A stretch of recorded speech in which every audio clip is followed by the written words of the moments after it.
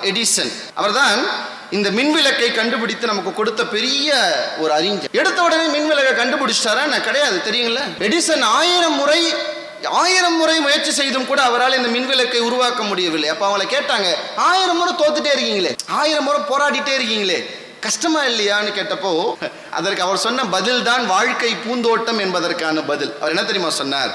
நான் 1000 முறை தோக்கலாம் இல்லையே, 1000 முறை எப்படி மின்விளக்கை செய்ய முடியாது என்பதை கண்டுபிடித்திருக்கிறேன்னு சொன்னார்.